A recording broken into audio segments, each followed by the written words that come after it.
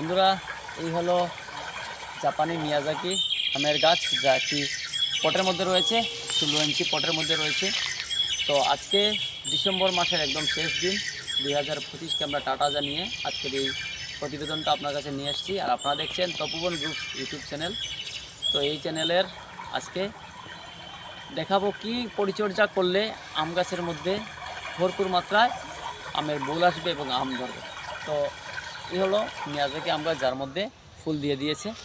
তো কিভাবে এই পর্যায়ে এলো, কোন টেকনিকের সাহায্যে জোরালোভাবে আমের বোল আসবে, তারই প্রতিবেদন আপনারা দেখতে থাকুন এই চ্যানেলকে। এবং যারা যারা সাবস্ক্রাইব করেননি, আরও নতুন নতুন আপডেট পেতে চ্যানেলটিকে সাবস্ক্রাইব।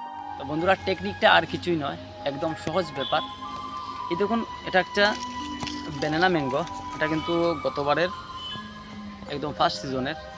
তো এই গাছের এই সামনা জায়গাটা দেখলে পরে বুঝবেন এটার মধ্যে কিন্তু ভরপুর মাত্রায় বোল আসবে। তো এর টেকনিকটা একটাই, এই যে গাছের গোড়াটা রয়েছে, গোড়াটাকে শুকনো রাখা, গোড়াটাকে বেশি ভেজা রাখা যাবে না। এর মধ্যে নাইট্রোজেনের পরিমাণ একদম থাকলে চলবে না। বোল আসার আগ মুহূর্তের যে পরিচর্যাটা, তা হলো গাছকে সবসময় একটু ডিপ্রেশনে রাখা। গাছটা নিচটা একদম জল শূন্য অবস্থায় থাকবে, নাইট্রোজেন থাকবে না, এর মধ্যে শুধু অল্প পরিমাণে আপনি এসএসপি দিতে পারেন। তো আমরা যে পর্যায়ে আমরা বোল আনি, আমি গত 2 বছর থেকে এর অনেক নিজের থেকে একটা অভিজ্ঞতা অর্জন করেছি। আমার প্রথম আরও 3-4 বছর আগে বোল একদম আসতো না, 1 বছর আসতো আর 1 বছর আসতো না। তো এরকম কোনো ব্যাপার নয়, প্রত্যেক বছরই ভরপুর মাত্রায় বোল আসবে।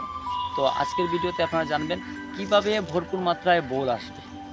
তো গাছের যে এই যে টেকনিকটা রয়েছে, এবার যদি এখান থেকে আমি একটু ভালো খাবার দিয়ে দিই, নাইট্রোজেন দিয়ে দিই, তাহলে কি হবে, এর থেকে নতুন পাতা বেরিয়ে যাবে। তাহলে আমরা কি করব, এটাকে একদম থমকে দেব কিভাবে, আমরা এখন যদি একদম ড্রাই রাখি নিচটা, তাহলে কিন্তু গাছটা থমকে গিয়ে তারপর ধীরে ধীরে এখান থেকে কী দেবে, আমের মুকুল বেরিয়ে আসবে। আর কি পরিচর্যা করতে লাগবে, পাতলা পাতলা একটা যে কোনো একটা ফাঙ্গিসাইড দিতে লাগবে। ফাঙ্গাস অ্যাটাক হয়ে কী হয়, কোনো কোনো সময় দেখা যায় গাছের পাতার মধ্যে অনেক ধুলো বালু পড়ে আবরণ পড়ে যায়। তাহলে আমরা কি করব, পাতলা করে স্প্রে করে জল দিব বা ফাঙ্গিসাইড দিয়ে জুড়ে স্প্রে করে দিয়ে দিব। তখন কি হবে, পাতার এই যে ইয়েগুলো থাকবে, এগুলো কিন্তু একদম পরিষ্কার হয়ে যাবে। ঠিক আছে। আর মেন দুটো শুধু ওষুধ লাগবে, দুটো ওষুধ আর একটা ফার্টিলাইজার দিলেই দেখবেন আপনার কাছে ভরপুর মাত্রায় বোল আসবে। চলুন বন্ধুরা, দেখা যাক, আমরা হাতে কলমে দেখবো কী কী জিনিস লাগবে। বন্ধুরা দেখুন, আমার প্রত্যেকটা ফলের গাছ কিন্তু রয়েছে বড় ক্যারেটের মধ্যে। এটা কিন্তু 5 বছর পুরোনো গাছ, এর মধ্যে ভরপুর মাত্রায় বোল আসে, ভরপুর মাত্রায় কিন্তু আমও আসে। তো আপনারা পরবর্তী সময় দেখাবো এই গাছের কি পরিমাণ আম হয়েছে। আর অনেকগুলো ভিডিও রয়েছে আমাদের এই তপোবন গ্রুপস ইউটিউব চ্যানেলে, ওগুলো দেখবেন কি সাইজের আম হয়েছে এইসব ক্যারেটের মধ্যে।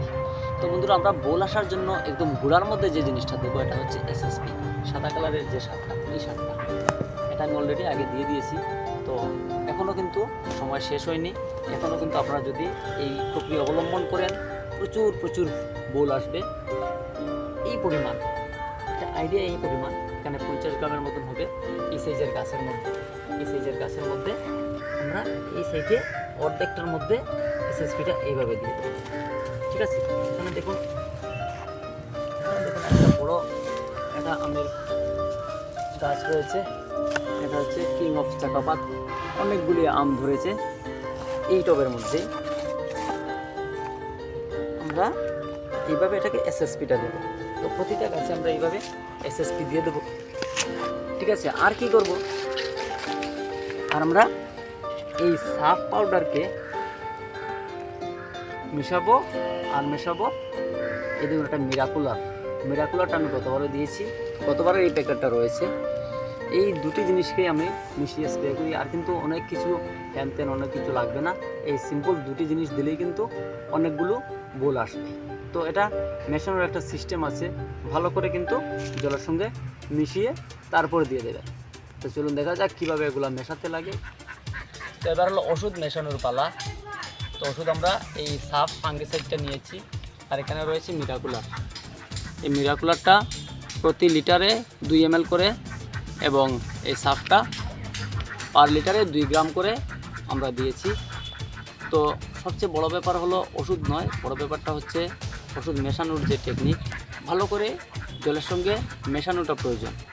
তাই আমরা লিকুইডটা তো জলের সঙ্গে ভালোভাবে মিশে যাবে, কিন্তু যেটা পাউডার ফর্মে রয়েছে এটা মেশানোর জন্য আমরা কি করেছি, বোতলের মধ্যে প্রথম সাফ পাউডারকে ঢেলেছি, ঢালার পর অল্প জল দিয়ে দিয়েছি। এই জল দেওয়ার পর বোতলের মুখটাকে ভালো করে লাগিয়ে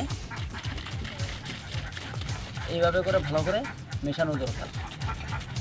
যখন এইভাবে ভালো করে মেশানো হবে তখন কিন্তু এর গুণগত মান অনেকটাই বেড়ে যাবে।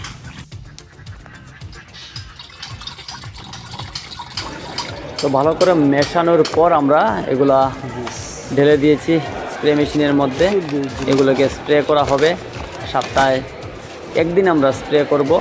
আর গাছের গোড়ার মধ্যে যে আমরা সারটা দেব এটা হচ্ছে এসএসপি সার। প্রতিটা গাছের মধ্যে আমরা 25 থেকে 50 গ্রাম গাছের সাইজ বুঝে বা ক্যারেটের সাইজ বুঝে, টপের সাইজ বুঝে আমরা দিয়ে দিয়েছি। আর দেওয়ার যে পদ্ধতিটা হচ্ছে এটা হবে গাছের গোড়ায় নয়, গাছের একদম সাইডে, টপের যে সাইডটা রয়েছে এই সাইডের মধ্যে দিয়ে ভালো করে হাত দিয়ে মাটিকে মেসিজ করে মিশিয়ে দিতে হবে। এমনভাবে মেশাবো যাতে মাটির সঙ্গে ভালোভাবে মিশে যায়।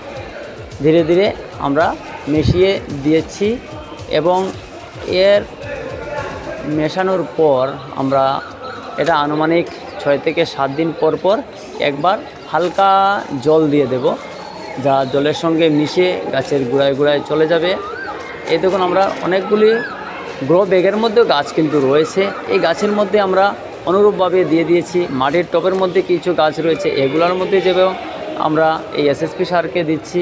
এবং ক্যারেটের মধ্যে যে গাছ রয়েছে একদম ভুসি মাটি গুঁড়ো গুঁড়ো করে যে পাইলিং করে মাটিগুলো দেওয়া হয়েছে, এই মাটির সাইডে কিন্তু আমরা আবার মেসিজ করে এই ফার্টিলাইজারটা দিয়ে দিয়েছি। আবার আপনারা যদি এই গাছগুলোকে মাটির মধ্যে বসান তাহলে কিন্তু সেই অনুরূপভাবে আপনারা আবার এই সারকে দিতে পারেন। আর অন্য কোনো সার কিন্তু দেওয়া চলবে না এই সময়ে, যেহেতু আমরা এই গাছে প্রচুর পরিমাণে ফল আনার চেষ্টা করছি। তাই আমরা গাছের গুঁড়াকে প্রায় শুকনোই রাখবো। যদি দেখা যায় গাছটা বেশি একটা পাতাটা ঝরে যাওয়ার সম্ভাবনা হয়ে যাচ্ছে তখন কিন্তু আমরা আবার জল দিয়ে দেব। দেখুন এই গাছের মধ্যে আমি কিছু এই সারগুলোকে দিয়ে দিয়েছি, মাটিগুলা নিচে ভুরভুরা হয়ে গেছে, ঘাস টাস রয়েছে, এগুলোকে আমি আবার পরে ঠিক করে দেব।